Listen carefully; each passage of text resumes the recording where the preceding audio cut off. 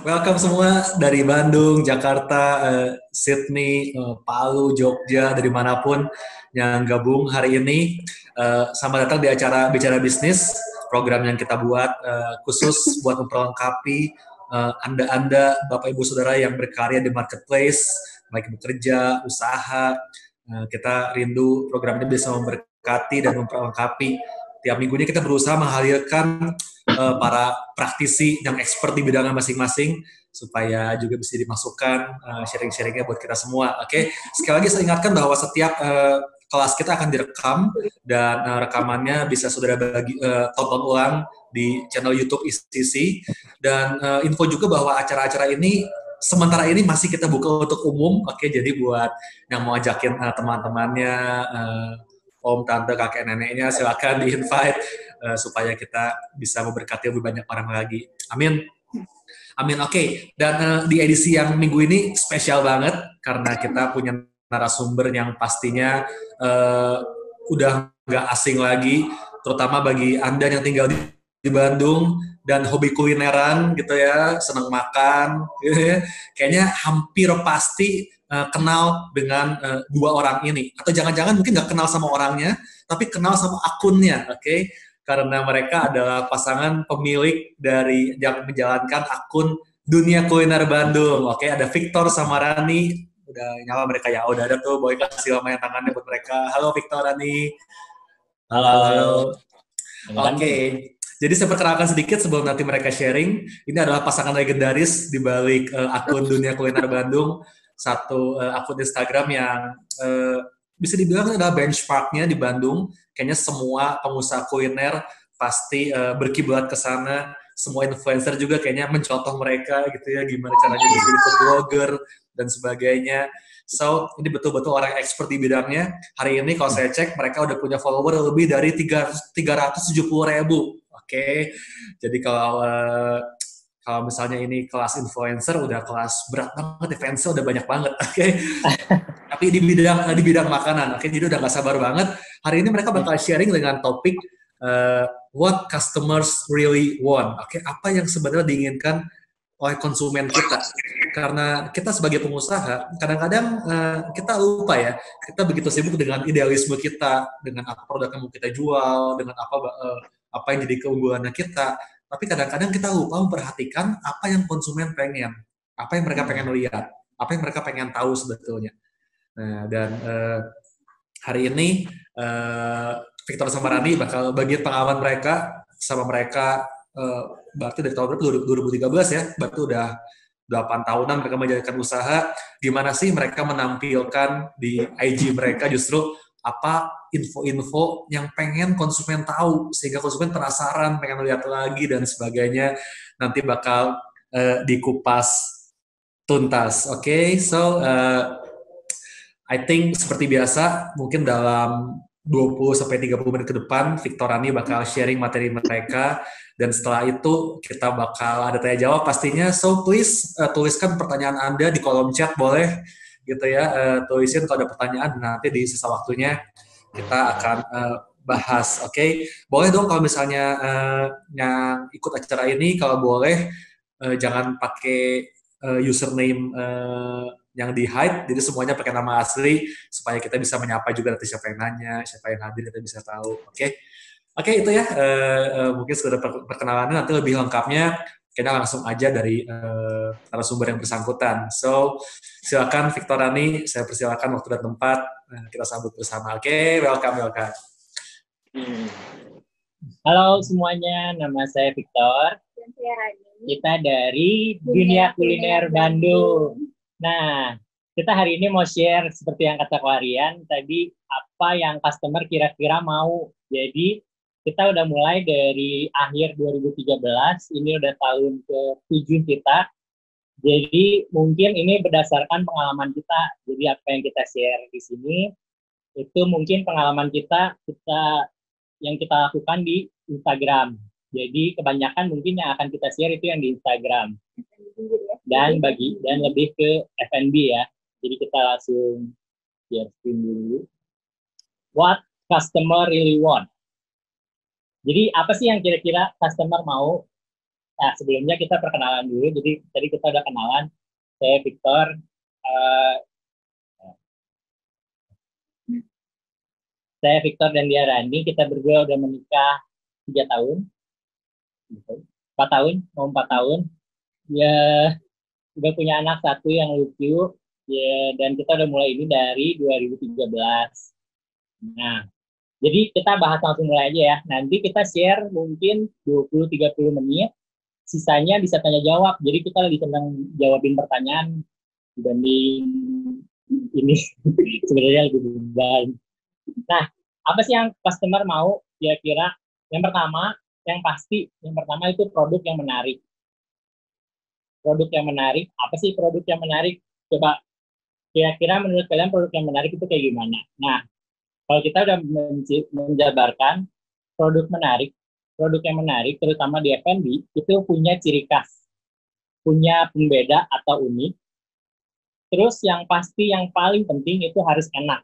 Karena kalau nggak enak, otomatis orang nggak akan beli lagi. Kalau kita punya produk, apalagi F&B, itu nggak enak, pasti orang nggak akan beli lagi. Itu udah pasti ya. Jadi produk yang unik itu, produk yang menarik itu harus punya ciri khas, harus punya pembeda atau unik, dan harus enak. Itu yang kita 3 itu. Nah, di industri F&B itu ada 3 fase. Kalau saya belajar dari Doni Pramono, CEO-nya Sor Sally, saya nonton di YouTube-nya Rico Huang, mungkin bisa nonton juga di situ ya. Jadi ini benar banget yang dia share. Jadi ada 3 fase di dunia F&B. Fase yang pertama itu fase tren. Jadi tren itu sesuatu yang hype, sesuatu yang apa ya, yang lagi ngehit saat ini. Itu pasti penjual itu salesnya meningkat drastis, antri, terus orang tuh nggak ragu buat share di sosial medianya. Kenapa? Karena lagi hit. Contohnya apa? Contohnya waktu itu sempat es kepal Milo. Kalau ada yang sempat tahu ya, ini es kepal Milo. Jadi fase tren itu fase di mana penjualan kita akan sangat-sangat meningkat karena tren, dan orang tuh benar-benar nggak akan ragu buat share di sosial medianya. Kenapa? Karena kita biasa nge-share yang sesuatu yang tren kan gitu. Tapi di fase tren ini itu cuma bertahan mungkin ada yang 3 bulan, ada yang 6 bulan, yang paling lama mungkin ada yang 1 tahun. Jadi fase tren itu pasti akan menurun, pasti akan turun. Contohnya juga es kepal Milo ini nggak bertahan cukup lama karena terlalu banyak yang ngikutin, hitsnya benar-benar hits sampai benar-benar hilang dengan sendirinya gitu. Jadi fase tren ini boleh dibilang fase di mana saatnya kita meningkatkan sales. Salah nggak sih kalau kita ikut tren? Salah nggak kira-kira? Kalau menurut kita nggak. Justru itu saatnya kalian nge-push sales kalian gitu. Contohnya kita punya satu klien martabak, namanya martabak mertua. Jadi kalau di saat martabak itu dulu cuma terkenal mungkin coklat kacang, atau mungkin martabak asin telur ayam, telur sapi, hanya itu aja udah. Tapi ketika waktu itu mozzarella lagi naik, martabak mertua itu bikin martabak mozzarella. Terus di-upgrade lagi jadi martabak pizza. Ini udah menarik banget ya, dari sini aja udah kelihatan, dari fotonya aja udah menarik banget, tapi ini udah kayak milar gitu kira-kira. Jadi itu bagian dari inovasi yang harus mengikuti tren atau menciptakan tren. Itu harus justru ikutin tren tuh harus, dan kalau bisa menciptakan tren sendiri itu lebih bagus gitu ya. Karena kalau nggak berinovasi, itu artinya kita produknya adem ayem. Nah, kalau produk adem ayem itu seolah-olah kita kayak ya udah standar aja gitu, mediokritas aja, nggak ada apa-apa yang bisa kita tonjolkan dari restoran atau dari tempat makan kita gitu. Nah, pokoknya harus mulai melihat tren. Kira-kira tren sekarang tuh lagi kemana sih gitu. Nah, tapi hati-hati apakah inovasi itu fit dengan market kita, fit dengan market. Contohnya gini, yang lagi hits, dulu sempat hits juga ayam geprek. Terus yang sekarang lagi hits itu boba. Bener nggak? Boba-bobaan banyak. Tapi kalau keduanya digabung jadi ayam geprek boba, kira-kira ini bakal jadi hits gak gitu? Ini unik loh. Belum ada. Ini unik loh. Belum ada yang jualan, belum ada yang bikin. Ini bisa jadi inovasi, tapi apakah ini fit dengan market gitu? Belum tentu kan gitu. Belum tentu belum tentu ini jadi inovasi gitu. Inovasi itu nggak selalu berhasil, kadang inovasi juga gagal. Kenapa inovasi gagal? Karena nggak fit sama marketnya. Justru inovasi itu harus fit dengan marketnya. Inovasi itu harus membantu market supaya menciptakan sesuatu yang baru di market gitu. Nah, yang kedua, setelah fase tren itu, masuklah ke fase habit. Masuk ke fase habit atau lifestyle itu biasanya salesnya udah aman, udah ada pelanggan, salesnya tenang, pokoknya contohnya apa? Contohnya ayam geprek. Jadi ayam geprek itu ayam geprek, es kopi itu sempat hit di masanya, tapi sekarang udah jadi lifestyle gitu. Ini fotonya kurang enak ya kalau dilihat. Jadi kita ke martabak lagi aja. Nah, jadi ketika kita udah masuk ke fase habit atau lifestyle itu udah aman gitu.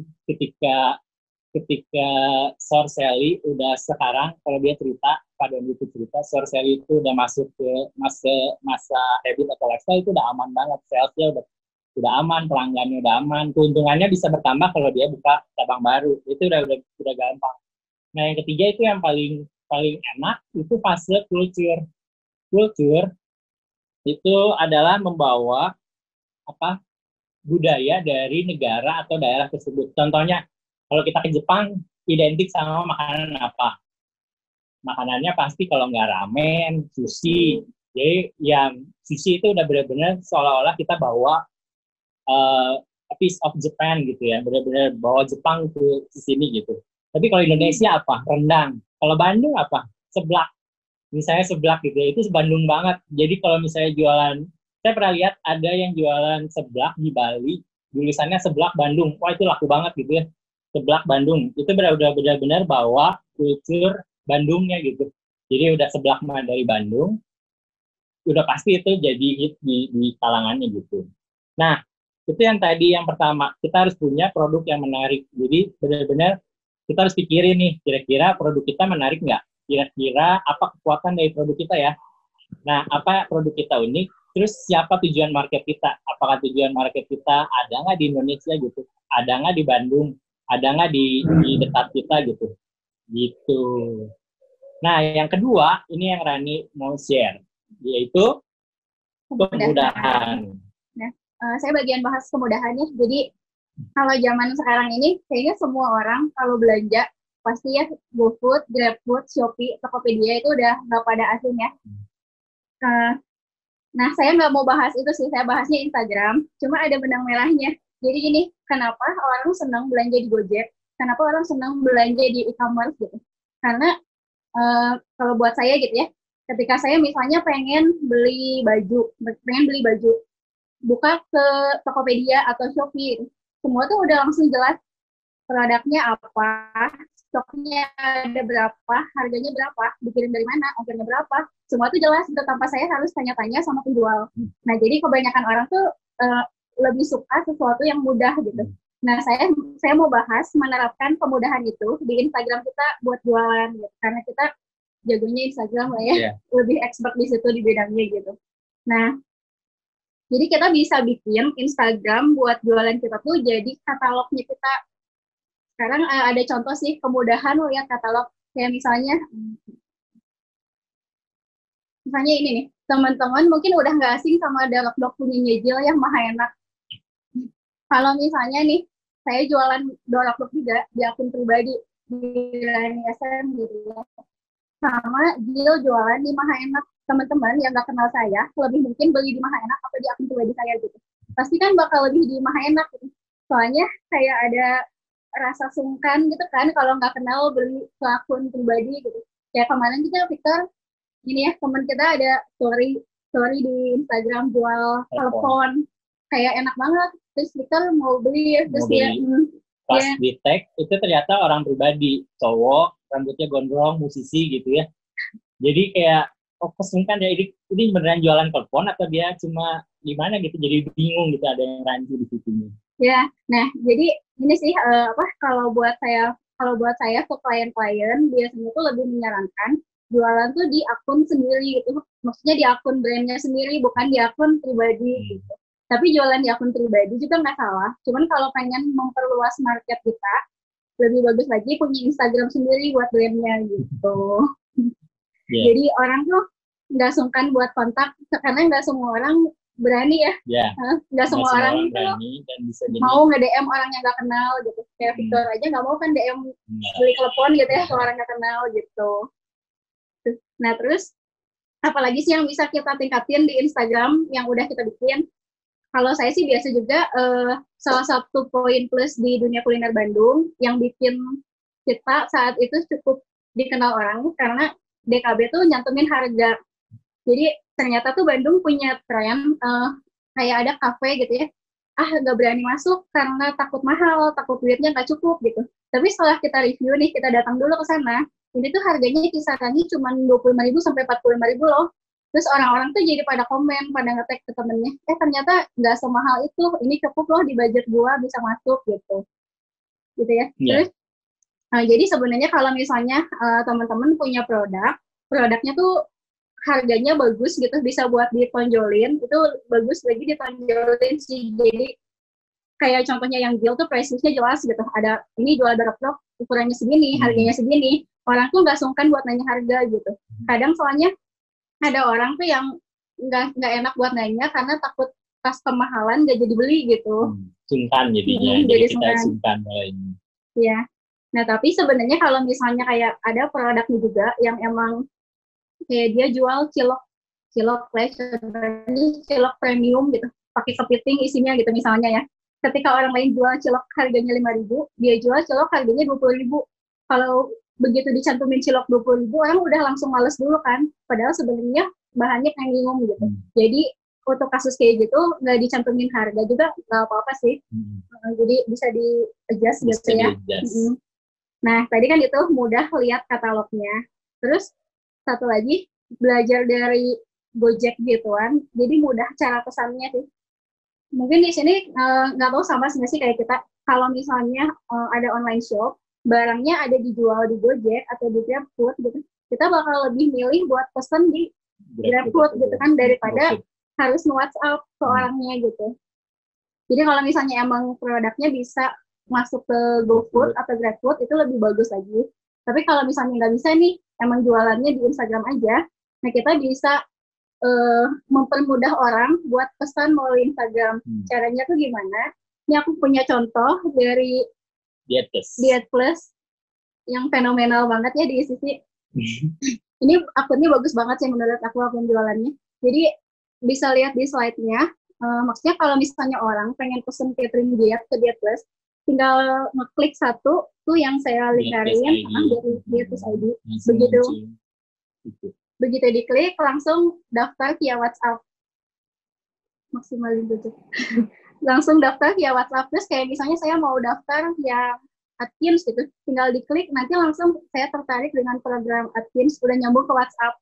Soalnya kadang orang tuh males juga sih cuma nyantumin WhatsApp, harus nulis-nulis lagi kan, harus diketik. Sedangkan ini tinggal sekali klik langsung nyambung gitu. Itu juga cukup mempermudah. Nah, cuman kalau yang Diet Plus itu kan lebih profesional lagi.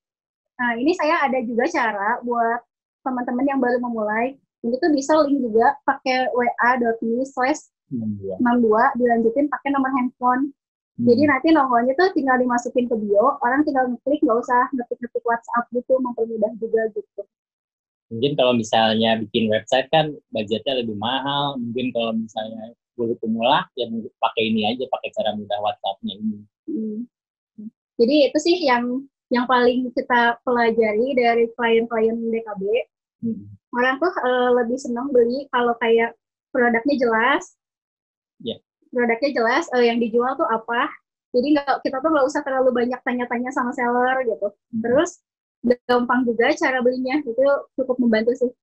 Sama kalian bisa maksimalin juga di highlight story Instagram. Itu tuh bisa kayak how to order bisa dimasukin, price list bisa dimasukin, testimoni gitu ya. Itu karena emang testimoni juga penting ya. Penting. Itu poin ketiga. Jadi setelah poin pertama itu produk yang menarik, poin kedua itu kemudahan. Nah, poin yang ketiga itu kita harus punya testimoni atau review dari orang-orang. Ini penting menurut kita karena kadang apa yang menurut kita enak belum tentu yang menurut orang itu enak gitu. Jadi kita mesti kasih dulu trial ke orang-orang, kasih trial dulu ke teman-teman, tetangga atau mungkin saudara-saudara, gimana sih rasanya gitu. Mungkin bisa via chat WhatsApp, jadi bisa di capture. Nah, capture-annya itu bisa dimasukin ke highlight di Instagram kita. Kenapa? Karena marketing terbaik itu adalah trust dari mulut ke mulut. Ketika kita trust sama, misalnya saya trust sama Rani, saya trust sama seleranya dia. Ketika dia bilang martabak itu enak, ya pasti saya mau coba gitu. Jadi saya pasti mau coba apa yang Rani bilang enak gitu. Nah, itu yang penting. Ketika Rani kan, ini cerita sedikit ya, Rani kan lagi open BO mie dari Tasik. Nah, orang-orang tuh kayak banyak yang bilang enak di story-nya. Nah, itu tuh jadi dari yang tadinya cuma berapa jadi bertambah gitu di keduanya. Nah, itu lumayan ngaruh testimoni dari orang-orang gitu ya. Sometimes mungkin nggak bisa kita paksa juga, ayo dong lu testimoni dong gitu, nggak bisa juga, cuma mungkin bisa via WhatsApp, mungkin itu lebih enak gitu daripada dia nge-storyin gitu. Nah, dari 3 ini, produk yang menarik, kemudahan, dan testimoni, ini tuh yang menurut kita mungkin basicnya apa yang customer butuhin gitu, basicnya dari apa yang customer butuhin. Jadi masih banyak sebenarnya mungkin yang kecil-kecilnya kayak apa gitu ya, tapi ini yang bisa kita share 3 ini gitu. Keren gitu. Ini yang bisa kita share gitu. Boleh tutorial. Nah, tutorial ya. Tadi ada yang nanya. Jadi, nah dari 3 ini mungkin kita langsung buka. Tadi kecepatan nggak? Takut ada yang ini. Takut ngomongnya kecepatan gitu. Gimana, Koarian? Kayaknya oke, kan Ryan udah rangkum lagi kan 3 poinnya, pokoknya produk, terus kedua, enggak kok, oke. Pokoknya produk, terus kemudahan, sama testimoni kan, kayaknya orang dapat lah poinnya. Oke.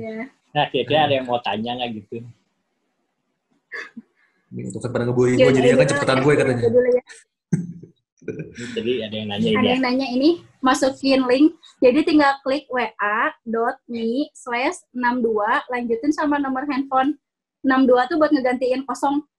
Terus di copy, masukin ke bio di Instagram. Link bio di Instagram. Linktree juga oke kalau emang kayak ada di banyak ya. Misalnya mau sekalian masukin Tokopedia-nya, Shopee-nya, apanya, lainnya gitu. Cuma kalau misalnya emang WhatsApp ya satu itu aja cukup sih. Oh, ini ada yang mau nanya. Pakai Linktree ya sih kalau misalnya nggak cuma WhatsApp gitu, ada Line Ads, ada webnya atau ada Shopee-nya. Ada yang nanya. Kok Freddy mau nanya, jadi betternya pasang harga di feed atau nunggu orang via WhatsApp? Nah, itu tergantung produknya Koko sih. Jadi kalau misalnya harganya bersaing, misalnya banyak yang bikin mirip gitu ya, tapi harga Koko bersaing, itu harus ditonjolin. Karena itu kan kekuatannya kan. Karena itu kekuatannya, jadi dia bisa dia bisa tahu orang-orang, oh ini teh di sini lebih murah gitu.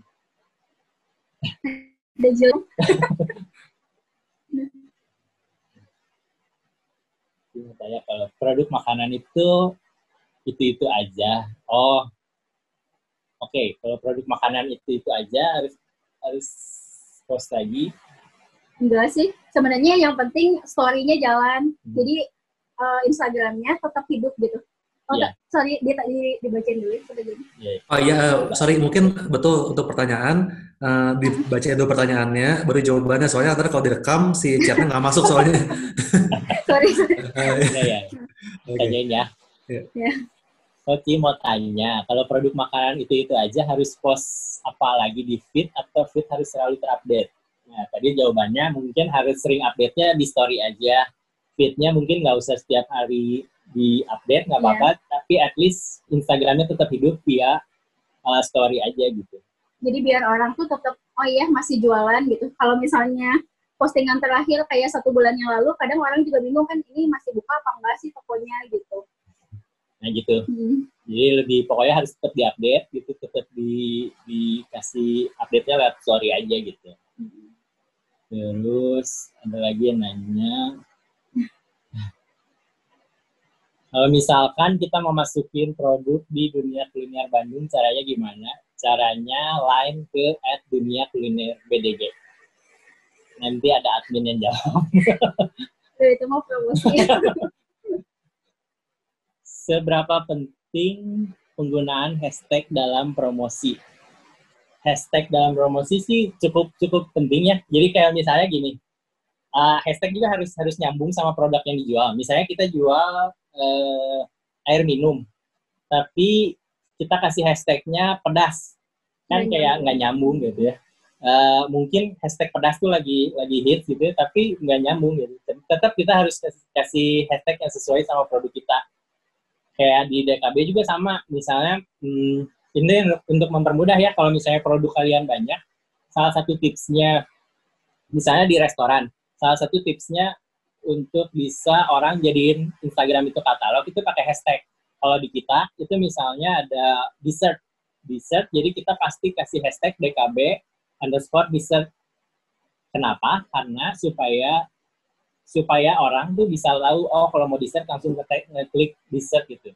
Sama kayak di restoran, kalau di restoran mungkin pengen minuman, nah nama terserah sih hashtagnya apa gitu, tapi kita kasih hashtag minuman gitu ya. Jadi kayak misalnya nih, kayak Kak Freddy jualan kuotie gitu kan, bisa ditambahin nih kuotie Bandung, kuotie enak Bandung gitu. Terus kayak misalnya blogger-blogger nih yang hits di Bandung, apa kuliner Bandung, dunia kuliner Bandung, food gallery Bandung, misalnya kayak gitu. Tambahin hashtag-hashtag, tapi yang emang kira-kira bakal nyambung gitu ke si produknya. Jangan cuma asal gitu kayak quote of the day, apa gitu-gitu, itu kan nggak nyambung gitu. Asian girl atau gitu-gitu jangan. Iya. Gitu ya. Ini ada yang sharing dong, suka duka bisnis dengan Instagram. Suka duka. Sebenarnya kalau sukanya ya, Instagram itu mempermudah kalian untuk mempromosikan barang atau produk tertentu. Karena itu sangat cepat, sangat update dibandingin kalian flyer, dibandingin kalian poster. Karena sekarang udah sangat-sangat era digital, Instagram itu cepat sekali bisa menyebar info sangat cepat dan luas gitu. Itu sukanya. Dukanya mungkin karena saking cepatnya kita harus belajar gimana caranya supaya info yang kita kasih itu muncul. Kalau enggak kita tenggelam sama informasi-informasi yang lain gitu. Gitu. Mau tambahin nggak? Oke, dari Comex. Pengen tahu dong tentang Insta Ads. Apa perlu pakai, tips and triknya gimana, berapa biayanya, thank you. Insta Ads itu ada klien kita yang pakai Insta Ads dan menurut kita itu cukup berhasil. Perlu kalau misalnya memang ada budgetnya gitu. Tapi Insta Ads tuh harus ini juga sih, kayak kita rapihin dulu Instagramnya, terus kayak jadiin katalog yang gampang dilihat orang. Soalnya kan begitu diiklanin, kalau misalnya emang gak menarik si fotonya atau si feed-nya gak menarik, orang cuma lihat, balik lagi gak beli gitu. Sedangkan dari iklan tuh yang penting beli kan, bukan cuma lihat. Betul. Karena yang terpenting adalah sales. Tips and triknya gimana? Karena itu kita kurang tahu. Jadi ada kalau kita pernah cobain sih, ada range umurnya, ada tujuannya siapa. Nah itu harus diulik sih. Dipelajari. Jadi kayak lokasi gitu, kayak radiusnya. Emang kalau misalnya produknya Bandung, Ya radiusnya Bandung sekian-sekian, range umurnya diatur juga. Betul. Ngikutin ininya ya, terus gendernya juga bisa diatur. Biayanya itu juga variatif, bisa dari 10.000 per hari sampai 1 juta per hari juga bisa, itu macam-macam terserah kitanya gitu ininya. Mau tanya, kamu mungkin? Mau nanya yang terinspirasi jadi food reviewer kayak Koko Cici, ada tips and triknya biar misalnya bisa, kalau food reviewer kayak Koko Cici ada tips and triknya nggak biar misalnya bisa dijanji di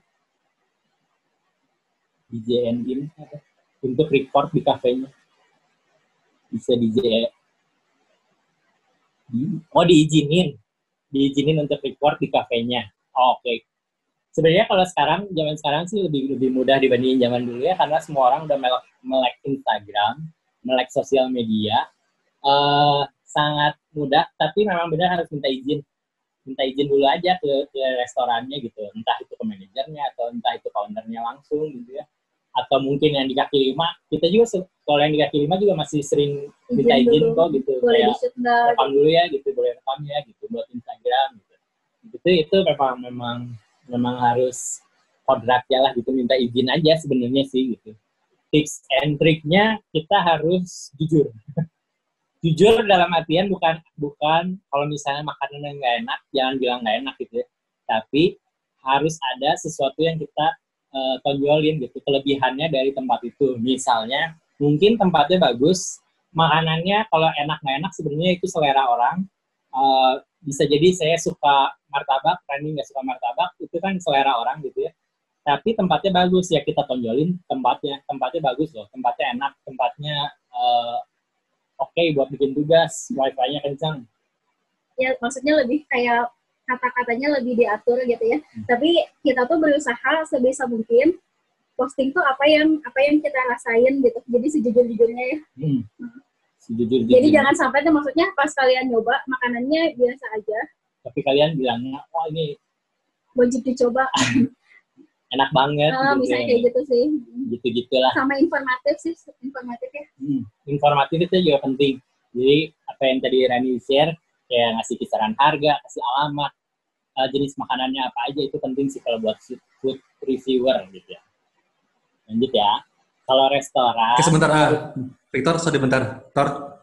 Oke, guys, sorry banget nih, berhubung ini kayaknya pertanyaannya banyak banget dan banjir banget. Takutnya Victor sama Rani kebingungan, nanti ada yang kelewat. Jadi kita udah barusan setup akun Slido.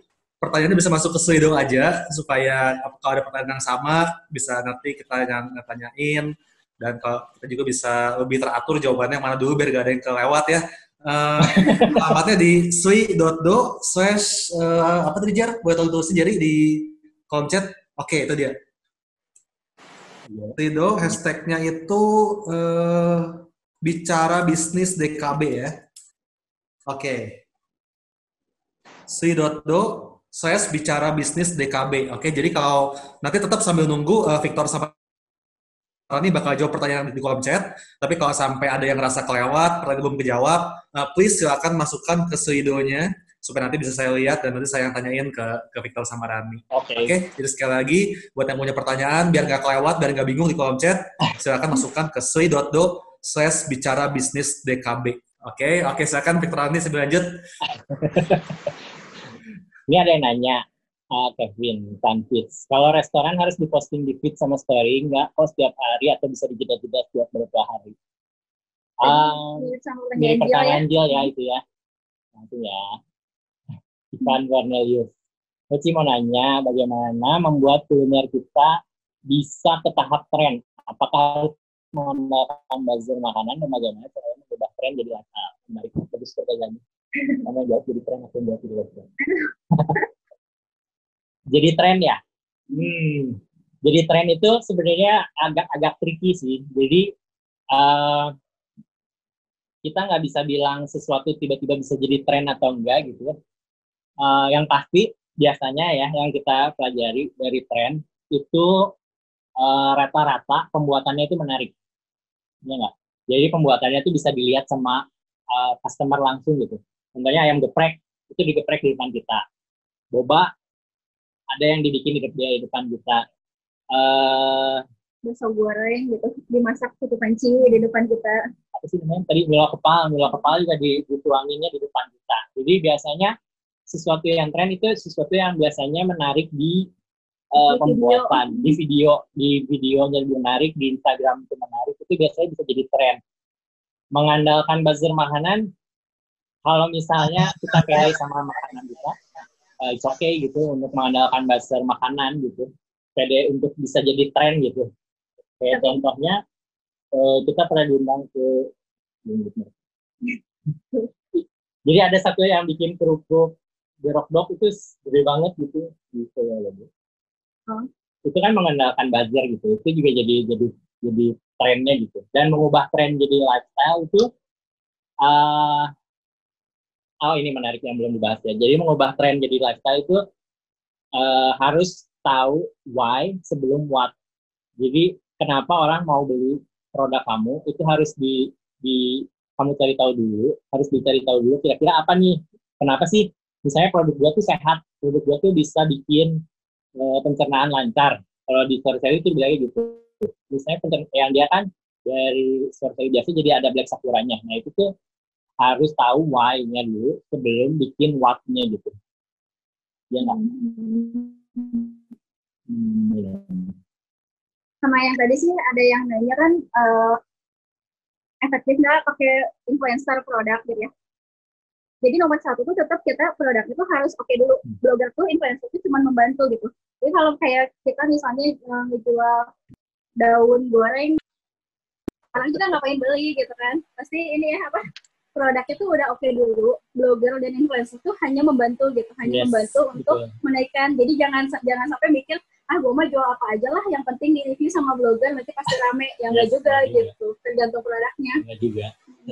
Tetap blogger itu cuma alat, jembatan ya. Jembatannya lah supaya market bisa lebih tahu gitu. Yeah. Gitu. Apa lagi? Tidak.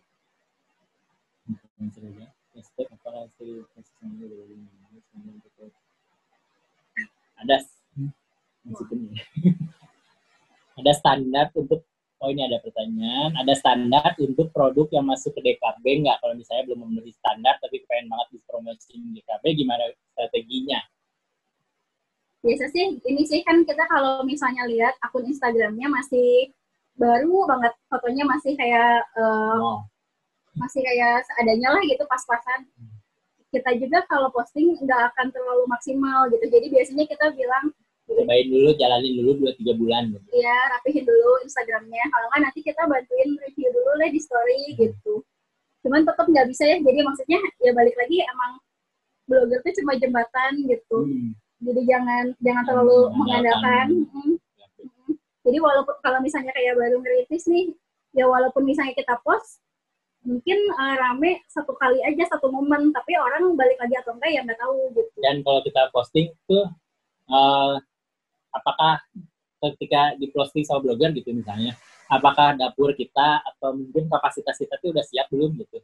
Karena bisa jadi itu jadi bumerang gitu, ketika kita produknya hits tapi dipost sama banyak influencer booming, yang pesen banyak banget tapi kita dapurnya nggak siap gitu ya, dapurnya masih belum siap, produksinya masih belum siap, jadi ada yang telat, jadi ada yang nggak maksimal, rasa produknya jadi berubah, itu bisa jadi bumerang juga, jadi orang tuh jadi malas, belum siap gitu ini, belum siap produknya gitu.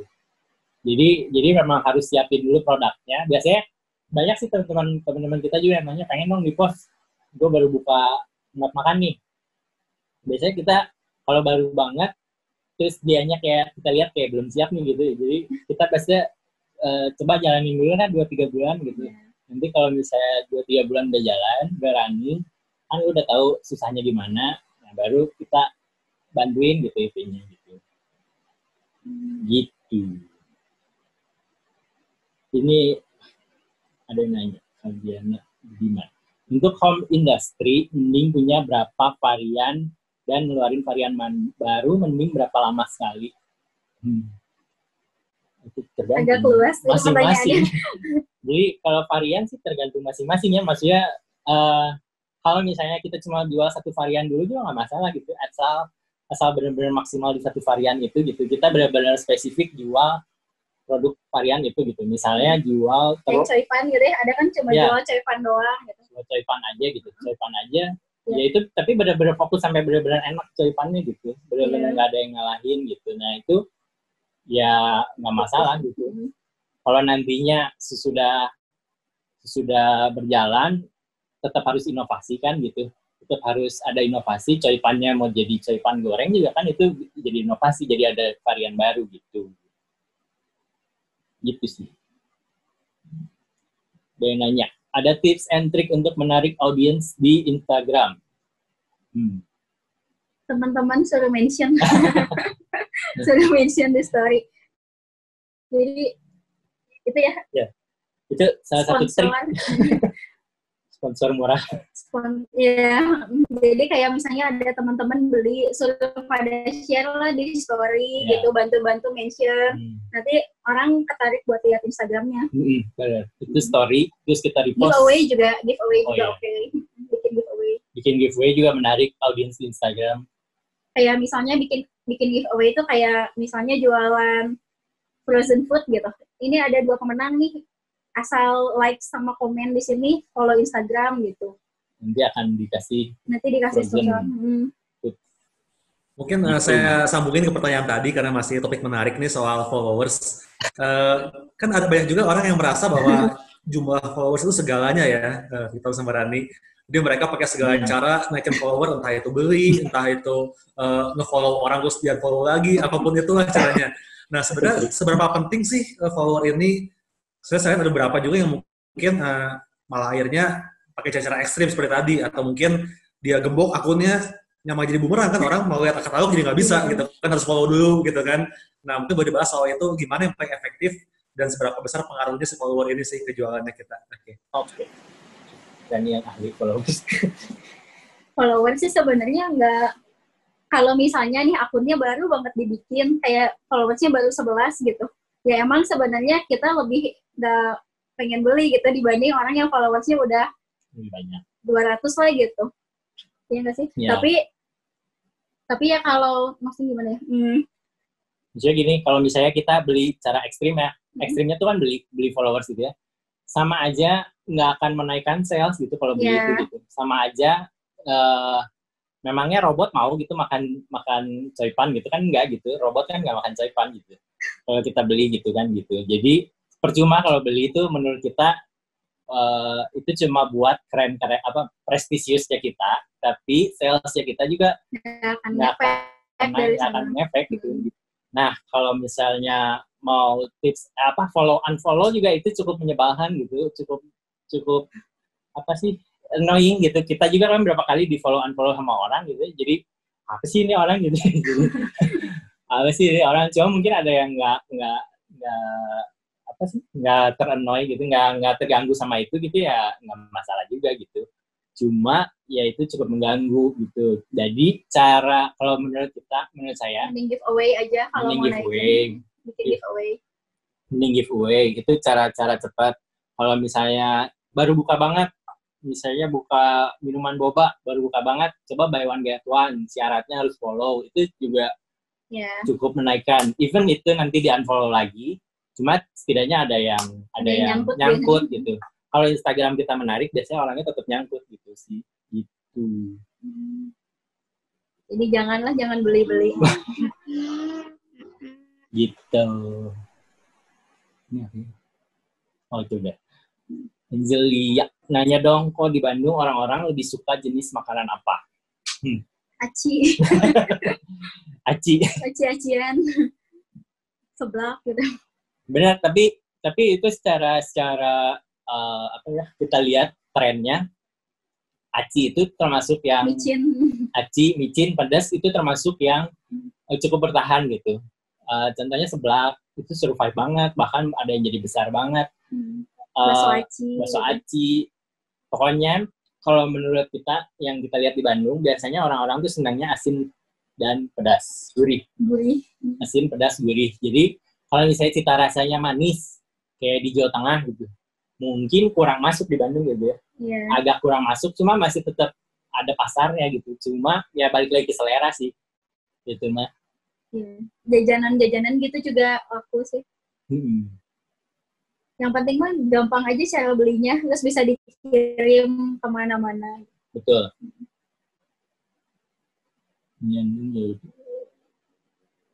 Menyambung dari pertanyaan Jill, kalau nggak post tiap hari, apakah tidak berpengaruh ke algoritma Instagram? Algoritma. Sebenarnya nggak usah setiap hari juga nggak masalah. Mungkin, tapi jangan kelamaan juga kayak di jeda 2 minggu gitu, itu kelamaan gitu ya. Tapi story-nya harus tetap jalan, karena story itu kayaknya produk yang lagi dinaikin sama Instagram gitu. Karena kalau kita lihat datanya, orang yang lihat story sama orang yang lihat feed itu sekarang sama gitu. Orang tuh cenderung bahkan lebih tertarik sama story, karena di story itu kita bisa cerita gitu ya, bisa kasih cerita. Kira-kira di sini ada apa, cerita tentang keuangan. Banyak tuh influencer finance mainnya di story, bukan di feed gitu. Iya. Karena story itu bisa storytelling banget gitu, bisa cerita banget gitu. Ketika kita bisa menguasai storytelling itu, udah enak lah itu jadinya. Tapi fit juga tetap sih, jangan sampai ditinggalin. Cuman maksudnya nggak tiap hari juga nggak apa-apa. Jangan sampai lama banget gitu, iya. 2 minggu. 3 hari lah gitu, kayak 3 hari. Paling maksimal itu. 3 hari posting gitu. Ada lagi yang nanya, sama. Untuk minuman sehat, apakah orang-orang Bandung cukup tertarik? Kalau sekarang mah ya, untuk saat ini. Untuk saat pandemik seperti ini ya, untuk saat COVID seperti ini ya. Terus itu juga bisa dilihat ya, maksudnya kayak kalau misalnya kita lihat, misalnya kita mau buka minuman sehat, tapi pasarnya di Cimahi, di Kopo, di Buah Batu, itu kurang masuk kayaknya gitu. Tapi ketika itu buka di Setiabudi, ketika buka di Riau, itu kayaknya lebih tertarik orang gitu, karena kita bisa lihat sendiri lah marketnya di situ tuh ada apa gitu. Kalau di Riau kan ada Riau Junction, di situ ada beberapa kedai jus juga yang sehat-sehat. Itu kan berarti ada pasarnya di situ gitu. Di Setiabudi juga, di daerah atas juga gitu. Gitu. Saya kan toko sembako yang barang-barangnya umum dan dimanapun mudah didapat.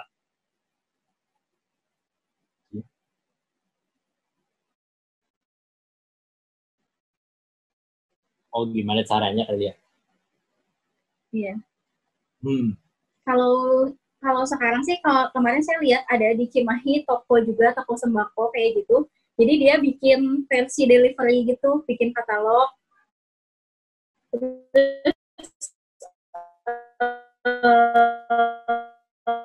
Pemesanan minimal berapa? Yang mudahnya gitu dibandingin ke inovasi dan produk yang menariknya gitu ya. Yeah. Tapi kemudahannya itu harus dijalani juga sih, maksudnya.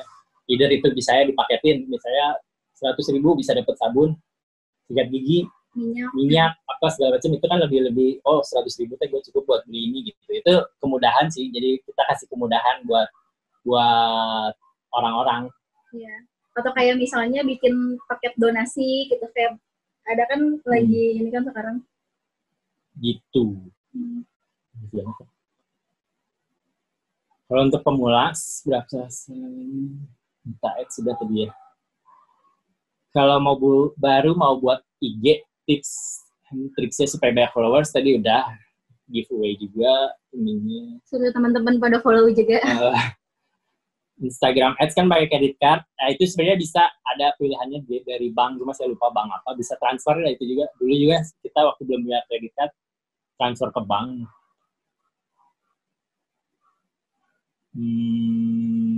Terima kasih. Udah dong. Habis. Aci cabai micin. Iya. Oke, gak apa-apa. Kita masih tunggu pertanyaannya, masih ada waktu 5 menit. Jadi kita masih tunggu kalau ada yang mau nanya. Sambil nunggu mungkin saya pancing dikit, cerita-cerita. Mungkin boleh bagi-bagi cerita nih Victor sama Rani. Kan kalian ini nih, setiap hari dipanggil orang buat nge-review tempatnya dong, entah itu kafe, entah itu makanan. Nah, saya penasaran, punya nggak sih pengalaman diundang sama orang, tapi ternyata pas kalian datang, lihat tempatnya, lihat menunya, ini nggak banget nih, gue mau favorit apanya gitu. Nah, ketika dapat tantangan seperti itu, gimana tuh supaya tetap profesional gitu ya, tapi juga nggak mengecewakan si pengundangnya, itu gimana tuh? Punya pengalaman gitu nggak? Ada sih, aja. ada. Jadi kamu aku ya. Kalau datang terus tempatnya mungkin nggak banget, makanannya nggak banget. Ada satu kali kita pernah punya pengalaman kayak gitu. Jadi kalau misalnya tempatnya nggak banget, makanannya nggak banget, tapi orangnya masih mau berubah, itu masih apa namanya? Masih kita terima gitu ya. Tapi kalau makanannya udah nggak enak, orang tempatnya nggak banget, pelayanannya nggak banget, orangnya susah dibilangin gitu ya. Itu biasanya Cancel sih. kita cancel. Kita pernah kayak gitu udah datang. Pernah di cancel ya? Iya. Kalau orangnya nggak mau dibilangin, biasanya kita cancel sih. Gitu. Ngapain kita ngasih info yang jelek juga ke followers kita gitu. Waktu itu pernah sih kayak ada pengalaman buruk, masih kotor restonya. Terus baru buka. Ya, terus si manajer restonya jorok waktu itu. Jadi kayak ngambil makanan pakai tangan gitu. Ngambil makanan pakai tangan, terus makanannya kurang juga. Jadi kita bilang waktu itu, ini kayaknya masih ada yang kurang, bilang gini. Tapi orangnya tuh ngeyel gitu, kayak ada alasannya terus gitu. Jadi akhirnya ya udah kita nggak bisa gitu, kita nggak bisa bantu gitu. Ya, tadi ada yang nanya nggak di blacklist, udah tutup tempatnya. Karena kalau yang kayak gitu pasti tutup sih gitu. Iya. Kayak gitu pasti tutup karena orang juga lihatlah gitu. yang beneran serius pengen jualan sama enggak gitu. Kelihatan lah gitu dari itu. Gitu. Lagi kok. Ada masukan bagus tuh ya buat teman-teman pengusaha di sini. Mari selalu selalu teachable berarti ya gitu. Ketika ada masukan dari orang, jangan sensi, jangan super singgung gitu ya. Kadang-kadang memang itu perlu buat improving kita punya gitu. Nah, terus kalau soal ini gimana Victor sama Rani? Kalau soal black campaign kan ada juga tuh kan yang sengaja nulis review jelek atau kasih bintang 1 gitu kan. Nah, itu gimana cara kita menanggulangi yang seperti itu tuh? Atau mungkin emang konsumennya yang rese aja gitu, cuman gara-gara ada semut 1 ngasih bintang 1 gitu kan, itu gimana tuh? Di Google ya, biasanya ya itu memang nyebelin sih gitu. Cuma kita harus lihat juga, maksudnya apakah itu cuma 1 dari 10 atau memang itu 10-10-nya kayak gitu. Kita harus lihat sih, maksudnya kan kita nggak bisa nyenengin semua orangnya gitu. Mungkin memang dia bukan seleranya dan dia memang tukang kritik, jadi ya ngeritik aja gitu, biarin aja gitu, ngasih bintang 1, gue mah nggak peduli usaha orang gitu ya. Mungkin ada juga yang kayak gitu ya. Tapi kalau itu cuma 1 dari 10, sementara 9 bilang restoran kita enak, tutup mata aja lah kayak gitu sih gitu. Jadi kita nggak bisa nyenengin semua orang, kita bisanya cuma ya berusaha terbaiknya gitu, berusaha yang terbaiknya gitu. Pokoknya kita jangan sampai jadi mikirin banget sih apa namanya, orang yang nggak suka ya. Mikirin banget orang yang nggak suka gitu, ngapain gitu, itu buang energi. Padahal itu cuma 1, yang 9 itu bilang enak gitu, nggak usah dipikirin lah. Tapi kalau misalnya itu udah ada yang ngomongnya banyak, mungkin kita harus juga mikirin, introspeksi juga gitu. Introspeksi supaya benar nggak sih makanan gue tuh mungkin kita tinggalin ke karyawan gitu, mungkin karyawan masaknya nggak benar gitu, itu juga tetap harus kita review lagi gimana sih itu restoran kita teh benar nggak sih kayak gitu. Gimana caranya DKB punya banyak, ini ada yang tanya, gimana caranya DKB punya banyak followers yang aktif di komen? Semenjak story mungkin ya. Suka bikin topik gitu di situ. Iya, kita bikin melenceng nggak sih? Kok kalau pertanyaannya keluar dari topik dijawab nggak usah? Jawabnya nggak boleh. Kok Aryan? Kalau masih berguna buat bisnis pada umumnya sih nggak apa-apa sih ya, kalau kalian punya ide. Sebenarnya bisa jadi bikin topik sih, bikin topik di story gitu. Jadi kayak misalnya mungkin topik yang lagi menarik tuh drama Korea. Itu tuh salah satu topik yang pasti banyak orang respon gitu. Jadi kita nanya kira-kira drama Korea apa nih yang lagi hits. Wah, itu banyak banget gitu informasinya gitu. Karena orang tuh nggak pengen banget kita drama Korea tuh kayaknya fansnya luar biasa gitu ya. Itu cara satunya gitu. Yang kedua itu pasukan gercep, bener. Jadi kita punya hashtag pasukan gercep DKB. Kalau misalnya kita baru posting odading. Terus ada orang yang beli nge-story, pasti kita hashtagin pasukan gercep DKB gitu. Terus lama-lama jadi banyak yang nge-mention gitu. Kalau kayak kita habis post apa, beli, mention karena pengen kita repost gitu. Jadi bikin sesuatu yang interaktif kok. Gitu. Di saat pandemik. Ini ada YouTuber.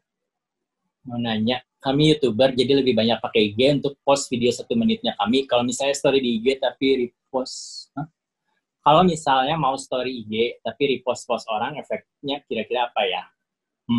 Kalau YouTuber itu kan konten kreator. Sebenarnya kontennya harusnya original milik kita sih gitu, original milik sendiri. Karena itu yang bikin menarik orang. Karena Anas kan minggu lalu bilang soal personal brand kan gitu.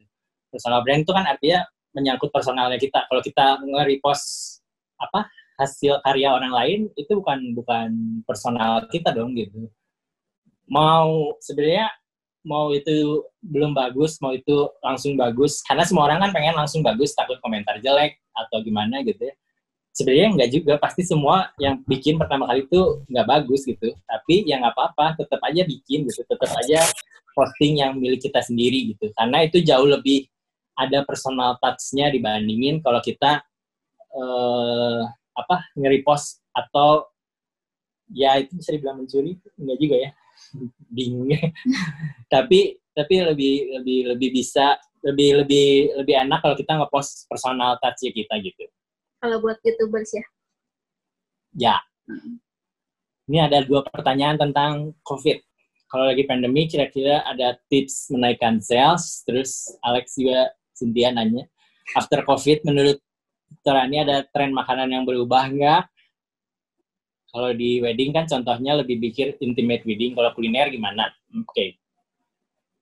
Sebenarnya kalau berubah, kita masih belum bisa lihat berubahnya gimana. Cuma kalau model bisnisnya sekarang berubah, iya.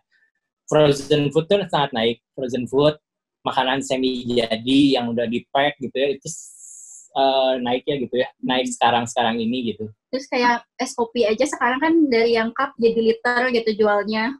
Ya, itu jauh lebih apa sih? Sekarang lebih naik gitu. Karena orang udah malas keluar.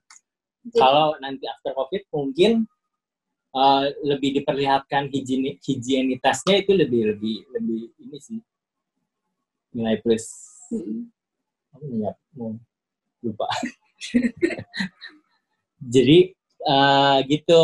Kalau tips untuk menaikkan sales mungkin ya itu sih, rajin-rajin punya produk yang menarik dulu, terus mudah buat dipesan, terus harus testimoni orang.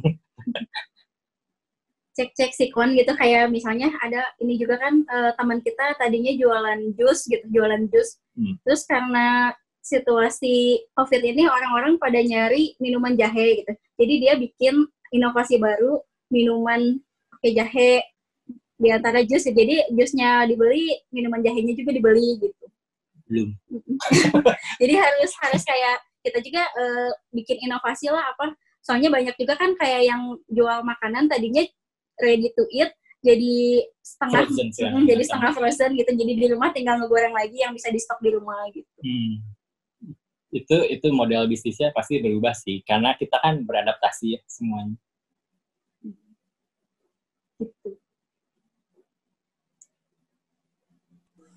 Oke. Ada lagi kah? Satu lagi kalau masih ada. Terakhir, waktu udah hampir habis, tinggal 2 menit lagi. Satu pertanyaan terakhir kalau ada. Cukup. Ada yang kelewat nggak? Kita Rani, ada semua. Nggak tahu sih. Jadi kayaknya ini kayaknya yang terbanyak selama acara ini, kayaknya yang paling banyak pertanyaan hari ini sih.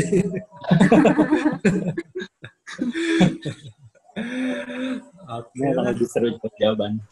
Iya. Oke lah, I think satu ada tips jualan non halal. Oke, terakhir ya. Oke, boleh jawab terakhir.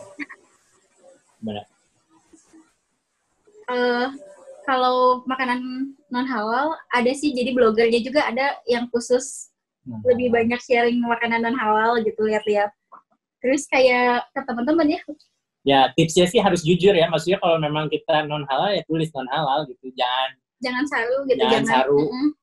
Kayak misalnya kita pakai bahan yang non halal tapi kita nggak tulis itu,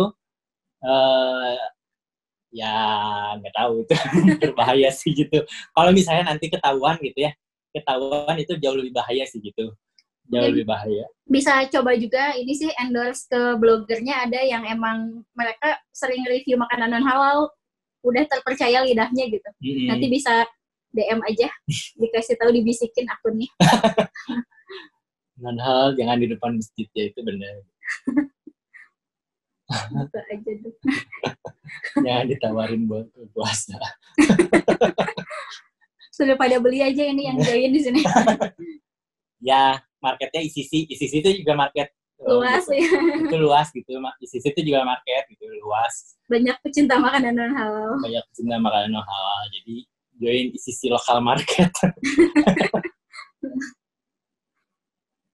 Gitu. Iya. Oke guys, I think waktu kita udah habis, pas banget jam 7.05. Thank you so much buat Vito sama Rani, buat semua yang hadir. Thank you buat partisipasinya, semoga membantu. Kalau kalian punya usaha makanan, pengen promo, silakan kontak Instagramnya Dunia Kuliner Bandung. Dan pasti nggak cuma dipromosiin doang, tapi Vito ini bakal kasih tips-tips juga yang pasti bisa bantu kalian semua, ya mereka luar biasa banget. So, thank you so much guys buat sejam ini. Pertanyaan banyak banget. Thank you buat semua responnya. Thank you buat semua antusiasnya buat acara ini. By the way, sekarang habis ini yang mau pindah ke Instagram ICC Bridge, kita lagi ada Moni Tatahalya di situ. Jadi boleh langsung gabung ke sana. Jangan lupa juga besok kita masih banyak program yang seru juga. Kita ada Bible Study, kita ada Powerhouse di Sabtu. Dan yang pasti hari Sabtu dan Minggu kita ada ibadah yang luar biasa di YouTube-nya ICC Church dan ICC Bridge. Oke, thank you semua. Sukses semua buat usahanya. Thank you Victor Anis sekali lagi buat waktunya, buat semua tipsnya. Kita sangat diberkati.